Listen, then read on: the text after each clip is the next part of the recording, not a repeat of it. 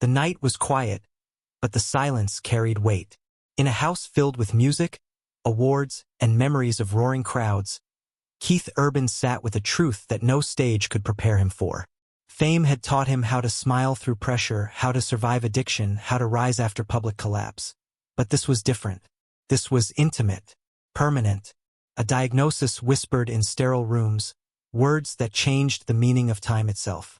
Suddenly, the future was no longer measured in tours or albums, but in moments, in breaths, in unspoken fears exchanged across a dimly lit room at night.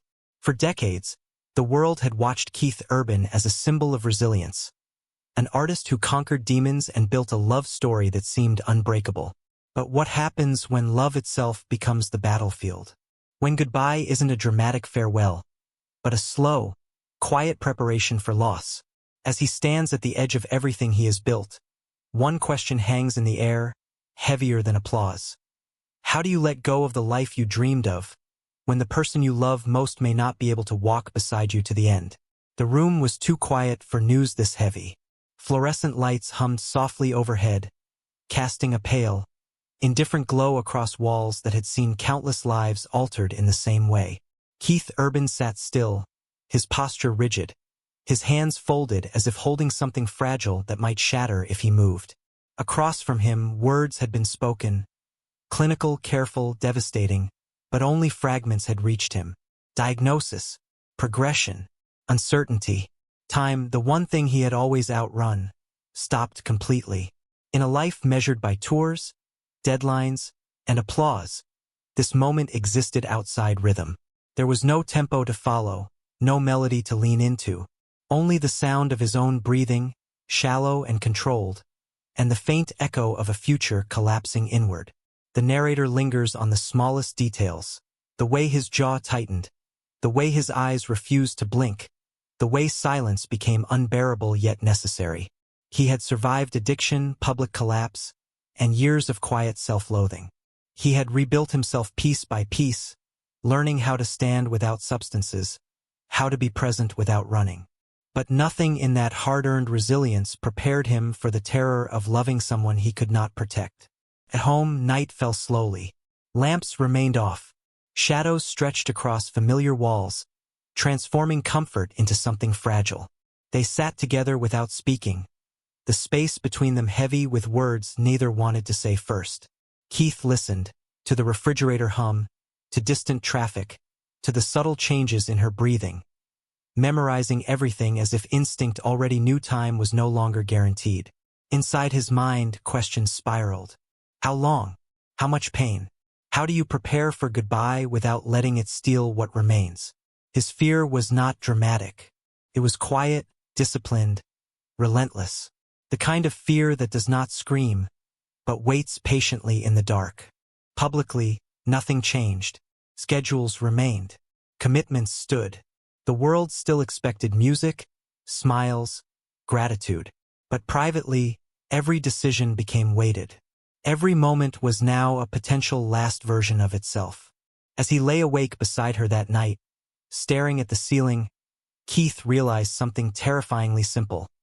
Strength was no longer enough. Love had led him somewhere he could not fix, could not control, could not escape. And as dawn approached, one thought refused to leave him. When the strongest person in the room is no longer invincible, who carries the hope? The answer did not come, and the silence stretched on. Long before hospital rooms and whispered diagnoses, there was a boy who never stayed still long enough to feel rooted. Childhood unfolded in fragments. New places, new faces, an ever-present sense of being slightly out of step with the world around him. The narrator paints these early years in muted tones, where movement replaced stability and adaptation became survival. Music entered quietly, not as ambition, but as refuge. Strings and melodies offered structure when life felt unpredictable. When the world felt too loud, too uncertain, sound became control. Keith learned early that if he kept moving forward, toward the next song, the next stage, the next dream, pain could not catch him. But avoidance leaves scars. As adolescence gave way to hunger, the hunger became everything. Success was no longer a possibility, it was necessity. validation-filled emotional gaps he did not yet know how to name. The narrator reveals how early praise masked deeper insecurity, how applause became a substitute for belonging. Psychologically, the pattern set itself. Run faster, work harder, never slow down. Relationships became secondary to momentum. Stillness felt dangerous. Silence invited thoughts he was not ready to confront. And so he chased the horizon relentlessly, unaware that unresolved wounds do not disappear. They wait patiently for the moment escape fails. There is no villain in these memories, only distance. Emotional distance. Geographic distance. The slow construction of a man who learned how to perform strength without ever practicing vulnerability. These formative years did not break him, but they shaped him in ways that would later leave him unprepared for a crisis that demanded presence instead of progress. As the chapter closes, Keith stands on the edge of recognition. Talent undeniable, future opening wide. The crowd is beginning to gather. Opportunity is calling his name. But behind him, unseen and unaddressed, are the early fractures that will one day resurface, when there is nowhere left to run. And the music swells, carrying him forward, unaware of the cost still waiting to be paid. Fame arrives without warning, and with it, isolation disguised as admiration. Crowds cheer. Cameras flash, yet hotel rooms grow quieter, nights longer. This chapter unfolds amid stage lights and shadows, capturing the paradox of being seen by millions while remaining emotionally alone. The narrator traces Keith's internal unraveling during this ascent, how pressure intensified old patterns, how addiction crept in not as rebellion, but as relief. Control slipped quietly, identity fractured, survival became uncertain. Then love entered, not dramatically but decisively. It was grounding in a way nothing else had been. For the first time, someone saw beyond the performance and stayed. The relationship became an anchor, not because it erased his struggles, but because it refused to let him face them alone. Recovery followed, painfully slow and humbling. Trust had to be earned daily. Vulnerability was no longer optional. It was the price of staying alive. The narrator emphasizes the quiet moments. Shared meals, unspoken understanding, the radical act of choosing stability over chaos. Psychologically, love introduced a new fear. To lose himself had once been unbearable. Now, losing her became unthinkable. This bond created meaning but also exposure. The deeper the attachment, the higher the stakes. Together, they built something that felt permanent. A shared life. A future imagined in ordinary details, routine, laughter, continuity. For the first time, Keith believed the worst was behind them, that survival had been earned. But cinema is cruel in its timing. Just as peace settles, foreshadowing creeps in quietly. Lingering glances, unexplained exhaustion, small moments dismissed because no one wants to believe the ground can disappear again. The chapter ends not with tragedy, but with fragile optimism. Love feels victorious. The storm seems past.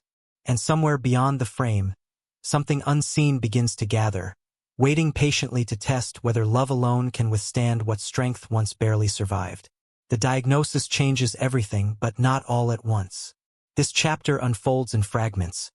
Missed sleep, forced smiles, rehearsed normalcy. Keith continues to perform, continues to function, but the weight follows him everywhere. On stage, lights blur. Applause feels distant. Every lyric carries unintended meaning. The narrator delves deep into anticipatory grief, the unique torment of losing someone slowly, while they are still present. Nights become the hardest. Darkness invites questions no daylight can soften. Keith listens to her breathing beside him, counting moments, fearing the silence between them more than noise. Guilt emerges quietly. Guilt for wanting more time. Guilt for moments of resentment toward a future that has betrayed them. Guilt for wishing, briefly and shamefully, that the burden could be shared or shifted. Music transforms. Writing becomes excavation rather than expression. Songs are no longer about success or survival, they are about preservation. About leaving something behind that says what words can no longer hold. Public appearances continue. Interviews ask about projects, tours, plans. He answers carefully, professionally, hiding the fracture beneath practiced composure. But internally, he is unraveling.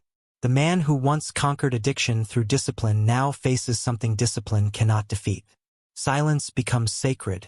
Conversations shorten. Touch replaces language. Presence becomes the only promise left to keep. The narrator lingers on ordinary moments.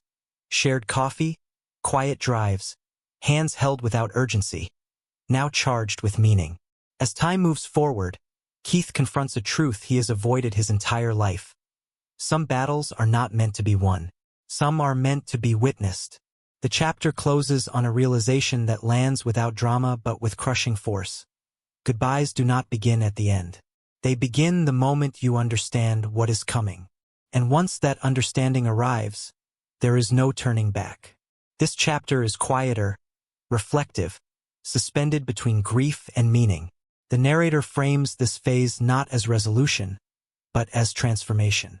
Keith begins redefining purpose, not as achievement but as presence. Music becomes legacy, not charts, not awards, but emotional record. Songs are written with intention, shaped by the knowledge that time is finite and memory is fragile. Each note feels like a message sent forward, a way of saying, I was here, we were here. Psychologically, something shifts. The need to outrun pain dissolves. Stillness no longer feels dangerous, it feels necessary. Keith learns that love does not end with loss. It changes form. It becomes remembrance, devotion, continuity beyond physical presence. The narrator reflects on how grief reshapes identity, how strength is redefined as tenderness, how survival is no longer about standing tall, but about staying open. In the final moments, Keith looks toward an uncertain future. There is no promise of healing, no guarantee of peace, only the commitment to honor what was given, even if it cannot be kept. The story does not end with closure. It ends with acceptance, unfinished, unresolved, deeply human.